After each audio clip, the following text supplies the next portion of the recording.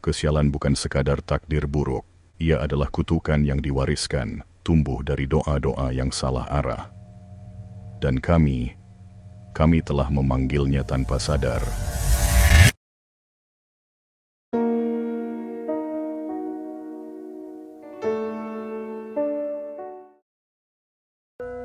Malam baru saja jatuh ketika mobil yang mereka tumpangi melewati jalan sempit yang membelah hutan. Pepohonan menjulang di kanan kiri, membentuk lorong gelap yang membuat suasana terasa menyesakkan. Rina, gadis berusia 23 tahun yang menjadi pemimpin kelompok kecil ini, duduk di kursi penumpang depan, sesekali melirik peta digital di ponselnya. "Aku yakin ini jalannya?" tanya Arman yang mengemudikan mobil. Wajahnya tampak tegang, jari-jarinya mencengkeram kemudi dengan kuat. "Seharusnya iya," kata pemilik vilanya, "kita cuma perlu lurus terus sampai ketemu gapura kayu besar," jawab Rina, berusaha terdengar yakin meski hatinya sendiri dipenuhi keraguan. Di jok belakang, 3 teman mereka, Sita, Joko, dan Andre, sibuk dengan urusan masing-masing. Sita menatap keluar jendela, matanya menyapu pepohonan yang semakin rapat. Sementara Joko dan Andre asyik bercanda untuk mengusir rasa gelisah. Tak lama kemudian gapura kayu yang disebutkan Rina muncul di depan mereka. Sebuah gerbang tua dengan ukiran aneh, seperti wajah manusia yang sedang menangis. Ada sesuatu yang terasa janggal dari ukiran itu, seperti mata-mata yang mengawasi mereka. Arman melambatkan laju mobilnya sebelum akhirnya melewati gapura itu. Begitu mereka masuk, hawa di sekitar terasa berubah. Udara menjadi lebih dingin, dan angin berembus seakan berbisik di telinga mereka. Villa yang mereka tuju berada di ujung jalan berbatu, dikelilingi oleh hutan lebat. Bangunannya besar, bergaya klasik dengan pilar-pilar tinggi. Cahaya dari beberapa lampu kuning menyinari halaman depan, memberikan kesan kuno namun tetap megah. Seorang pria tua dengan pakaian sederhana menyambut mereka di pintu. Wajahnya penuh keriput, namun matanya tajam dan dalam. "Selamat datang di Villa Damarta," katanya dengan suara berat. "Saya Pak Wiryo, pengurus tempat ini. Silakan masuk." Mereka bergegas membawa barang-barang ke dalam. Interior villa terasa nyaman, meskipun ada sesuatu yang membuat mereka sedikit resah. Sebuah patung besar berdiri di sudut ruangan utama. Patung itu terbuat dari batu hitam pekat, menyerupai sosok manusia yang membungkuk dengan wajah tertutup tangan, seolah sedang menangis dalam penderitaan. Di bawahnya terdapat ukiran nama, Tamanoyami. "Patung apa ini?" tanya Sita, berjalan mendekat sambil menyentuh permukaannya. Pak Wiryo tersenyum kecil. "Ah, itu Tamanoyami, dewa yang dipercaya menjaga keseimbangan antara keberuntungan dan kesialan. Jangan terlalu dipikirkan, itu hanya peninggalan lama." Meski Pak Wiryo berusaha membuatnya terdengar biasa saja, perasaan aneh tetap menyelimuti mereka. Ada aura dingin yang terpancar dari patung itu, seolah-olah ia memiliki kesadaran sendiri. Malam semakin larut. Setelah makan malam, mereka berkumpul di ruang utama, menikmati angin sejuk dari jendela yang terbuka. "Ada ritual kecil di sini setiap malam," kata Pak Wiryo tiba-tiba. "Hanya doa syukur agar kita terhindar dari hal buruk." Rina dan teman-temannya saling bertukar pandang. Ritual seperti itu bukan hal yang aneh di desa-desa terpencil, jadi mereka menganggapnya sebagai budaya lokal. "Boleh kami ikut?" tanya Andre, separuh bercanda. Pak Wiryo mengangguk. "Tentu, sebaiknya kalian memang ikut." Mereka dibawa ke ruang tengah, di mana beberapa orang tua desa telah berkumpul. Semua mengenakan jubah hitam, dan di tengah ruangan, patung Tamanoyami kini dikelilingi lilin-lilin merah yang menyala redup. Rina mulai merasa tidak nyaman, tetapi mereka sudah terlanjur berada di sana. Satu persatu, mereka diberi dupa dan diminta untuk berlutut di depan patung. Kemudian doa dimulai, namun ini bukan doa biasa. Mereka tidak diajak menutup mata, melainkan menatap langsung ke wajah patung itu. Para penduduk desa mulai melantunkan kata-kata dalam bahasa yang tak mereka pahami. Suara mereka naik turun seperti nyanyian menyeramkan. Asap dupa menebal, membuat pandangan semakin buram. Lalu Rina melihat sesuatu. Bayangan hitam merayap keluar dari patung. Tidak, itu bukan bayangan. Itu sosok. Sesuatu yang merangkak turun dengan gerakan patah-patah. Napasnya tercekat. Mereka sudah terjebak dalam sesuatu yang mengerikan. Dan baru sekarang mereka menyadarinya. Rina ingin berteriak, tetapi suaranya seakan tercekat di tenggorokan. Matanya terpaku pada bayangan hitam yang perlahan merangkak keluar dari patung Tamanoyami. Sosok itu seperti kabut pekat yang berdenyut, menggeliat dengan gerakan tidak wajar. Sita yang duduk di sebelahnya menggenggam dupa dengan tangan gemetar. Ia mencoba berbisik kepada Rina, tetapi suaranya tenggelam dalam paduan doa para penduduk desa yang semakin nyaring. Kata-kata asing mereka berulang-ulang menggema di dalam ruangan, menciptakan ritme yang membuat kepala Rina pening. Di samping patung, Pak Wiryo berdiri dengan ekspresi tenang, seakan semua ini adalah hal biasa. Rina merasakan udara di sekitar mereka berubah drastis. Asap dupa semakin pekat, baunya menyengat hingga menusuk hidung. Lilin-lilin merah di sekitar patung mulai berkedip liar, seperti akan padam kapan saja. Lalu, sesuatu terjadi. Pintu ruangan tiba-tiba tertutup sendiri dengan keras, seakan ada kekuatan tak terlihat yang menguncinya. Joko yang sejak tadi masih mencoba memahami situasi akhirnya berseru, "Pak, ini apaan?" Namun, Pak Wiryo tidak menjawab. Sebaliknya, ia mengangkat tangannya, dan pada saat itu juga, doa para penduduk desa berubah nada.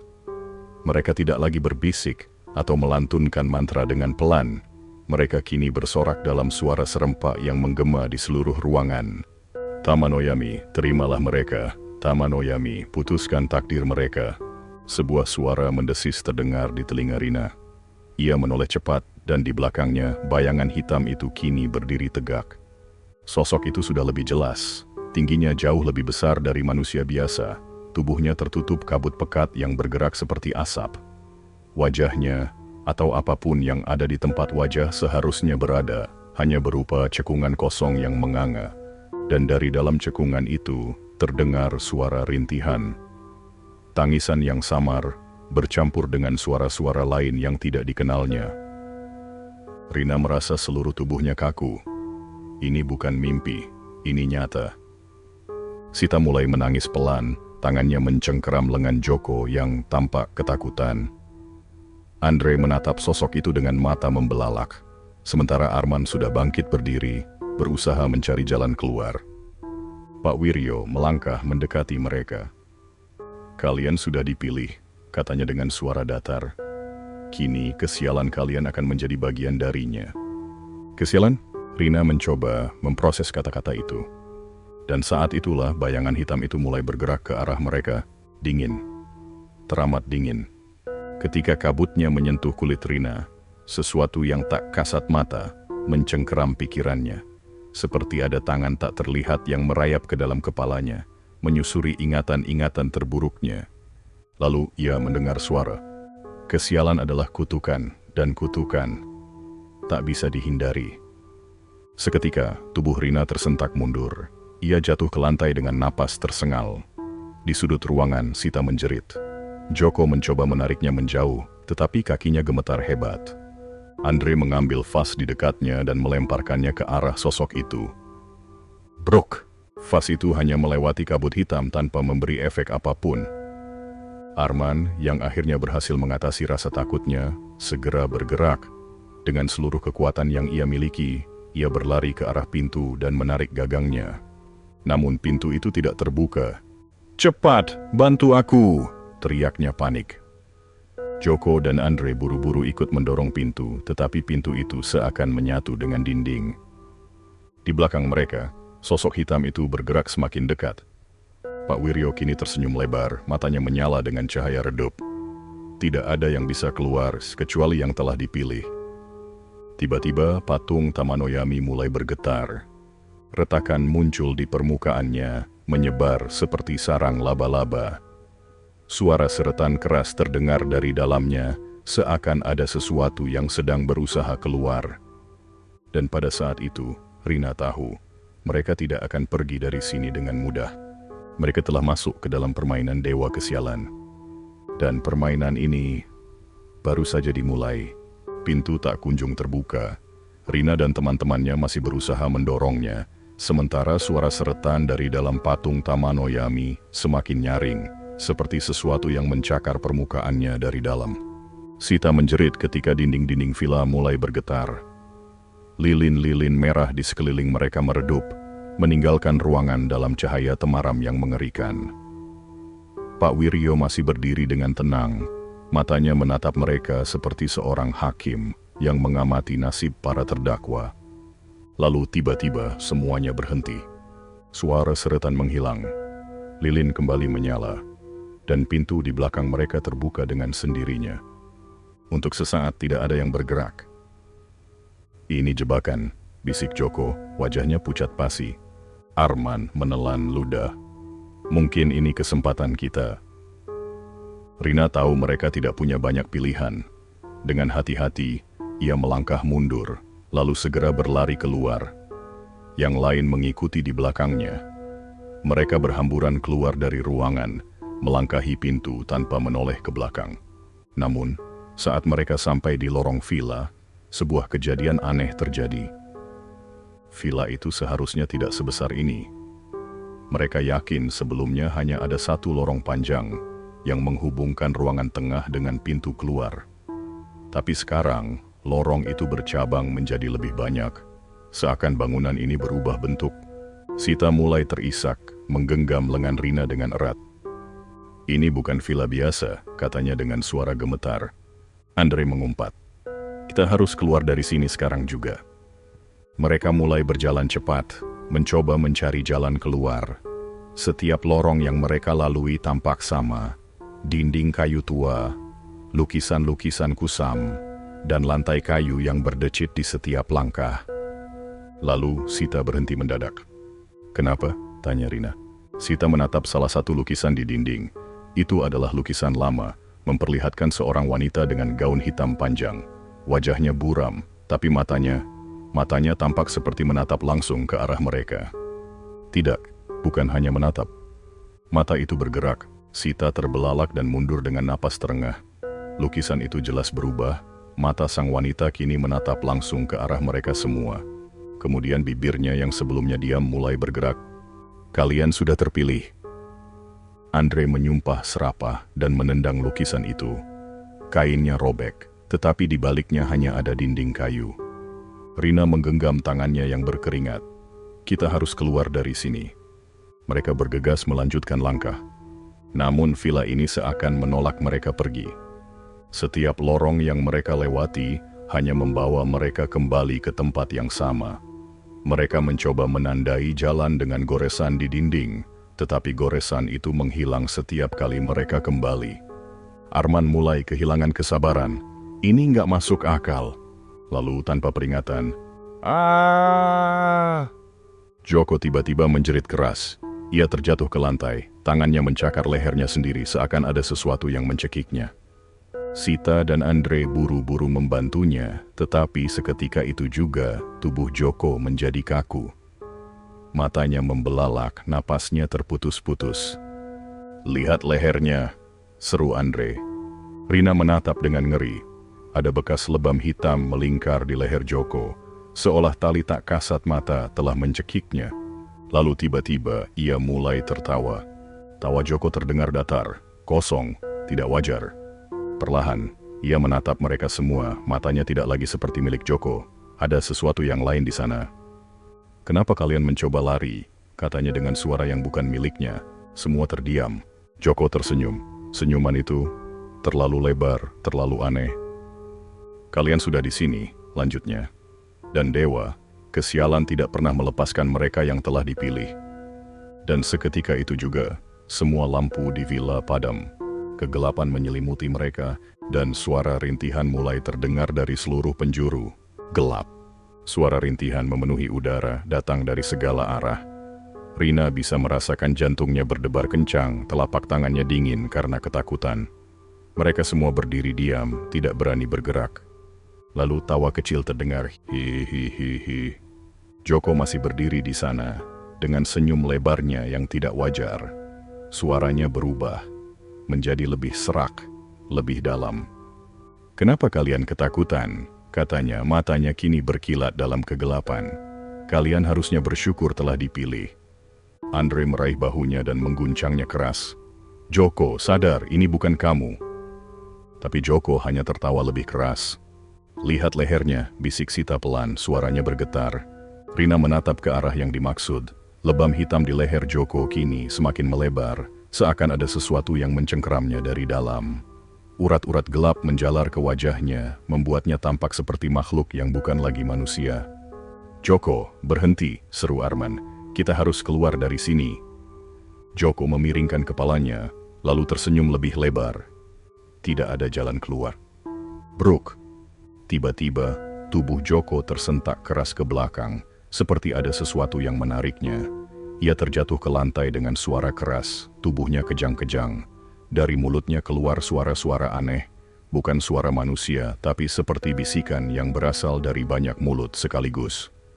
Lalu, lampu kembali menyala. Mereka semua membeku. Rina menatap sekeliling, napasnya tersengal. Lorong yang tadinya gelap kini terlihat jelas, tetapi ada sesuatu yang berubah.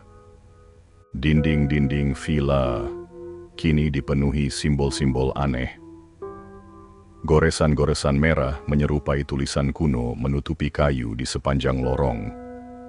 Lukisan-lukisan di dinding tidak lagi memperlihatkan pemandangan atau wajah-wajah manusia, melainkan sosok hitam tanpa wajah, sama seperti bayangan yang muncul dari patung Tamanoyami. Dan Joko, ia kini duduk di lantai dengan mata kosong, tubuhnya gemetar.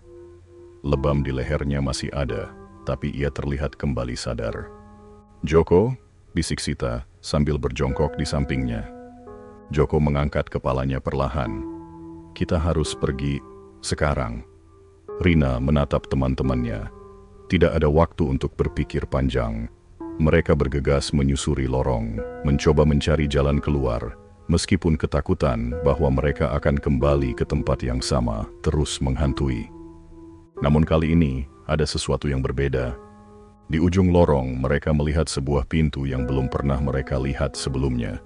Pintu kayu tua dengan simbol Tamanoyami diukir di tengahnya. Mereka saling berpandangan. Kita tidak punya pilihan, kata Arman sambil menelan ludah. Rina mengangguk dan mendekati pintu itu. Tangannya bergetar saat menyentuh gagangnya yang dingin. Ia menarik napas dalam-dalam, lalu membukanya. Di balik pintu, mereka menemukan sebuah ruangan besar yang menyerupai aula ibadah kuno. Dindingnya dipenuhi lilin-lilin merah yang menyala, menerangi ruangan dengan cahaya redup. Di tengah-tengah aula itu, ada sesuatu yang membuat mereka semua terdiam. Sebuah lingkaran ritual besar tergambar di lantai, dengan patung Tamanoyami yang lebih besar dari yang ada di ruang utama villa. Patung itu kini tidak dalam posisi menangis seperti yang sebelumnya mereka lihat. Patung itu berdiri tegak, dan wajahnya kini memiliki mata. Mata itu menatap langsung ke arah mereka. Dan kemudian, mata itu berkedip. Sita menjerit. Rina mundur beberapa langkah, napasnya memburu. Ini mustahil. Tiba-tiba, suara langkah kaki terdengar di belakang mereka. Mereka berbalik cepat dan melihat Pak Wiryo berdiri di ambang pintu. Tapi kali ini, ia tidak sendirian. Di belakangnya, penduduk desa yang sebelumnya ikut dalam ritual kini berdiri dalam formasi melingkar.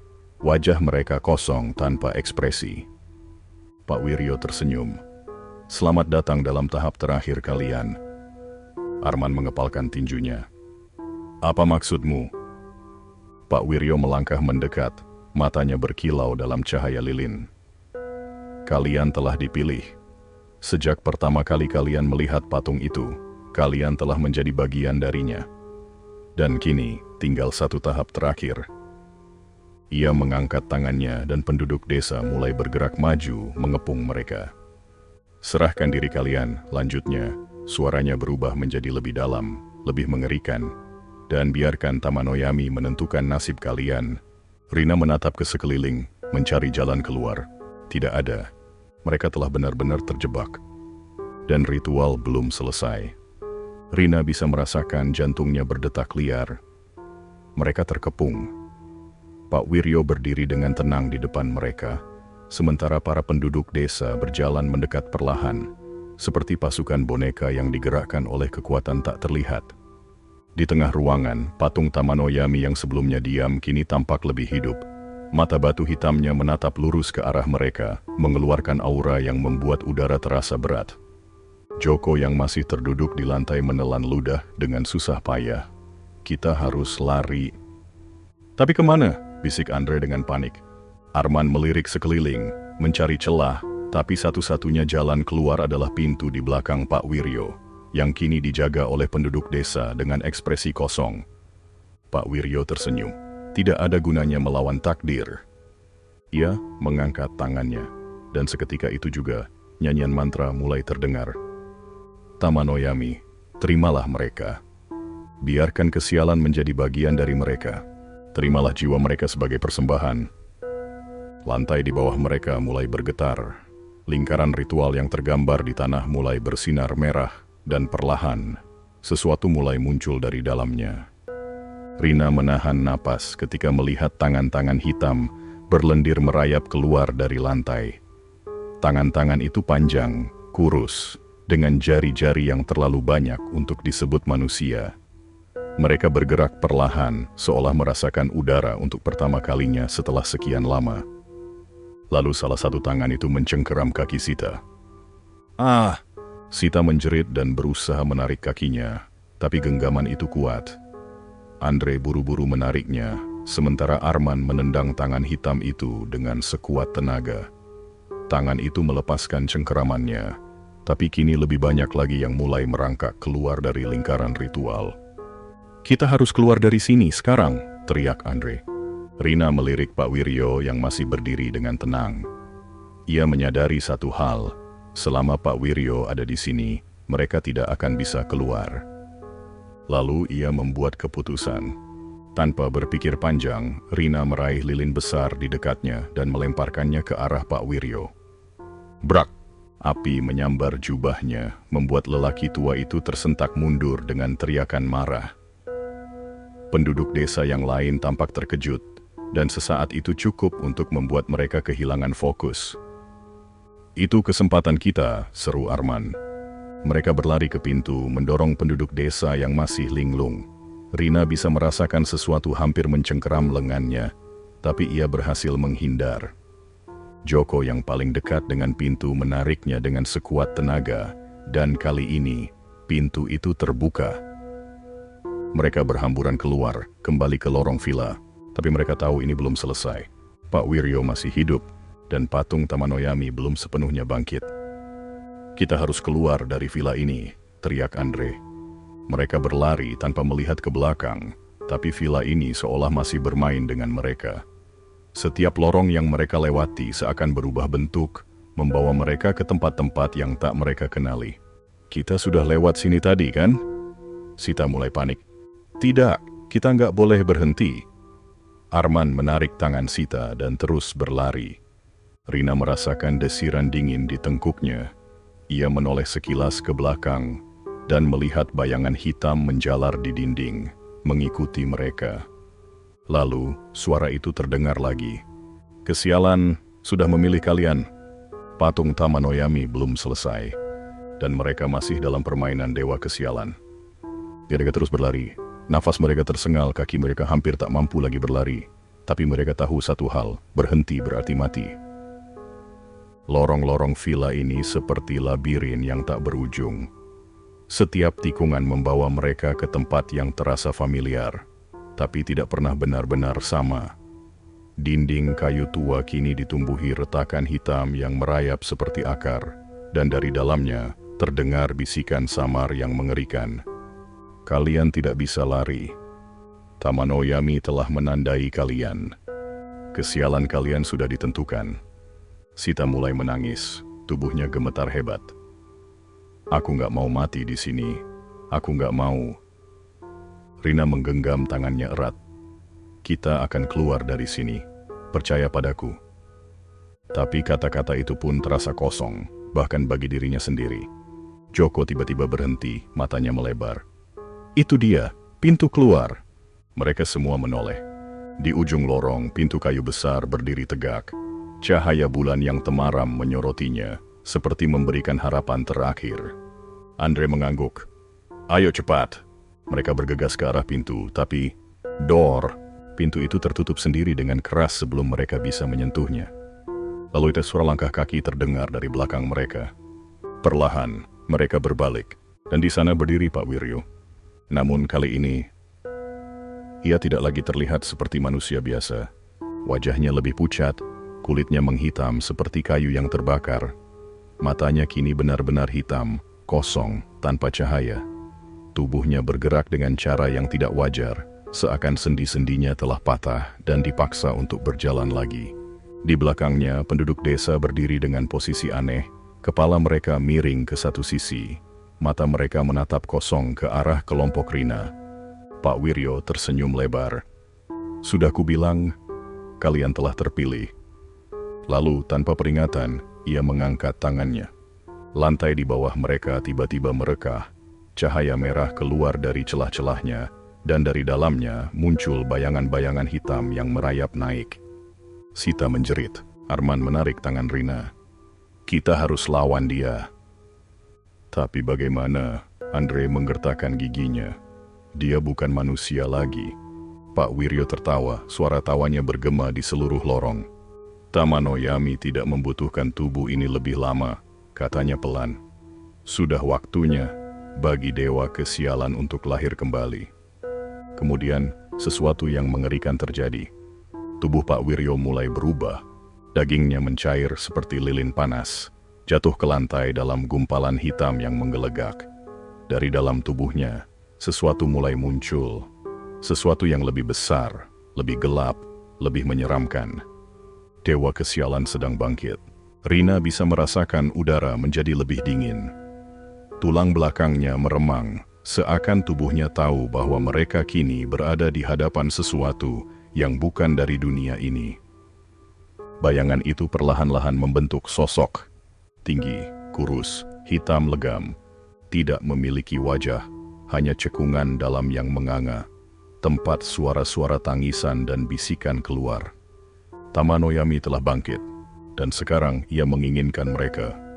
Ruangan terasa membeku. Udara yang tadinya dingin kini berubah menjadi berat dan mencekik. Rina dan teman-temannya berdiri terpaku, menyaksikan sosok yang kini berdiri di depan mereka. Tamanoyami, dewa kesialan, telah bangkit sepenuhnya. Tinggi dan kurus dengan tubuh seperti bayangan pekat, makhluk itu tidak memiliki wajah, hanya sebuah cekungan gelap yang terus mengeluarkan suara bisikan dan jeritan samar. "Serahkan diri kalian." Suara itu bukan berasal dari satu mulut. Ia datang dari segala arah, memenuhi kepala mereka, berbisik dengan nada yang membuat bulu kuduk berdiri. Arman menelan ludah. Kita harus lari." "Tapi kemana?" teriak Andre. Sita mulai menangis lagi. "Kita tidak bisa lari dari ini. Kita akan mati di sini." Joko menggertakkan giginya. Tidak, selalu ada cara. Namun, sebelum mereka bisa bergerak, sesuatu yang lebih mengerikan terjadi. Dinding-dinding villa mulai runtuh dengan sendirinya, terkelupas seolah dimakan oleh sesuatu yang tak kasat mata. Kayu-kayunya membusuk dalam hitungan detik, dan lantai di bawah mereka mulai merekah semakin lebar, menampakkan kegelapan yang tak berujung. Dewa kesialan mengangkat satu tangan kurusnya, menunjuk langsung ke arah mereka. "Satu dari kalian harus tinggal di sini." Rina terkejut. Apa maksudnya?" "Satu jiwa, sebagai pengganti, agar yang lain bisa pergi." Mereka semua terdiam. Pilihan yang diberikan oleh makhluk itu terdengar seperti jebakan, tapi apakah mereka benar-benar memiliki pilihan lain? Andre menggeleng cepat. "Tidak, kita harus cari jalan lain." Sita terseduh. "Tapi kalau tidak ada jalan lain?" Joko mengepalkan tinjunya. "Mungkin kita bisa melawannya." Arman menatapnya putus asa. "Dan bagaimana caranya, Kita bahkan tidak tahu apa yang kita hadapi." Dewa kesialan perlahan mendekat. Setiap langkahnya membuat ruangan semakin hancur. Pilihan mereka semakin menipis, dan waktu hampir habis. keheningan terasa mencekik. Dewa kesialan berdiri di hadapan mereka, sosok hitam legamnya menjulang, tanpa wajah, hanya sebuah rongga gelap yang terus berbisik. Lantai di bawah mereka terus merekah, menciptakan jurang hitam yang semakin melebar. Satu di antara kalian harus tinggal. Suara itu menggema di kepala mereka, seakan langsung berbicara ke dalam pikiran masing-masing. Rina menatap teman-temannya. Nafasnya berat, pikirannya berkecamuk. Mereka tidak bisa kabur, dan mereka tidak bisa melawan. Satu-satunya pilihan yang tersisa adalah menerima syarat yang diberikan oleh makhluk itu. Tapi siapa? Andre mengepalkan tinjunya. Tidak ada yang akan tinggal di sini, kita semua keluar bersama. Sita menangis, tubuhnya gemetar. Kita tidak bisa kabur. Joko menunduk, wajahnya penuh ketegangan. Kalau harus ada yang tinggal, biar aku saja. Mata Rina membesar. Joko, jangan bicara begitu. Joko mengangkat wajahnya dan tersenyum lemah. Kalau memang ada yang harus jadi pengganti, biar aku. Sejak awal aku sudah merasa ada yang salah. Aku yang pertama kali melihat patung itu lebih dekat. Mungkin aku yang sudah ditandai. Sita menangis semakin keras. Tapi Joko melangkah maju. Dewa kesialan menundukkan kepalanya, seolah mengamati korbannya yang telah menyerah. Tapi tiba-tiba sesuatu terjadi. Rina melihat sesuatu berkilat di lantai. Lingkaran ritual yang sebelumnya menyala merah kini berubah menjadi biru. Sebuah simbol muncul di sana, samar, seakan menunggu sesuatu untuk diaktifkan. Lalu ia tersadar. Dewa kesialan bisa dipanggil, berarti ia juga bisa disegel. Rina menoleh cepat ke Arman. Kamu bawa korek api. Arman tersentak, lalu buru-buru mengeluarkan koreknya. Ada, tapi buat apa? Rina tidak menjawab. Ia meraih lilin yang hampir padam di dekatnya dan menyalakannya kembali. Ia ingat sesuatu yang Pak Wiryo katakan sebelum berubah. Sesuatu tentang persembahan. Mereka tidak harus memberikan jiwa. Mereka hanya perlu memberikan sesuatu. Rina melangkah maju, membawa lilin yang menyala ke tengah lingkaran ritual. Kita tidak akan memberikan nyawa kami, katanya dengan suara gemetar, tapi tegas. Kami akan memberikan sesuatu yang lebih berharga bagi Dewa Kesialan.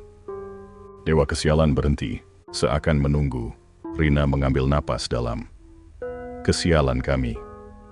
Api lilin tiba-tiba membesar.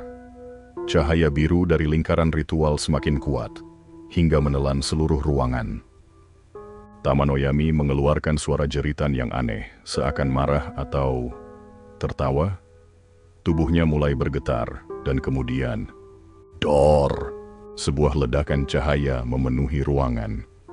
Ketika Rina membuka matanya lagi, ia mendapati dirinya terbaring di luar villa. Udara pagi yang sejuk menyambutnya. Di sebelahnya Andre, Sita, Arman, dan Joko tergeletak, sama seperti dirinya. Villa itu kini terlihat seperti bangunan tua yang sudah lama ditinggalkan, tidak lagi megah dan menyeramkan. Tidak ada tanda-tanda penduduk desa, tidak ada patung Tamanoyami. Semuanya hilang. Joko mengerjapkan matanya dan menatap Rina. Apa yang terjadi? Rina menghela napas lega. Kita menang. Mereka saling berpandangan, lelah, terluka, tapi masih hidup. Namun sebelum mereka bisa merasa lega sepenuhnya, angin berhembus pelan, dan di telinga Rina terdengar bisikan samar. Kesialan tidak pernah benar-benar hilang. Rina merinding, ia menoleh ke belakang, tapi tidak ada siapa-siapa. Hanya bayangan pepohonan yang menari tertiup angin. Dengan perasaan campur aduk, Rina dan teman-temannya bangkit. Mereka berjalan menjauh dari villa, meninggalkan semuanya di belakang. Namun jauh di dalam hati, Rina tahu sesuatu telah berubah, dan mereka mungkin belum benar-benar lepas dari Tamanoyami.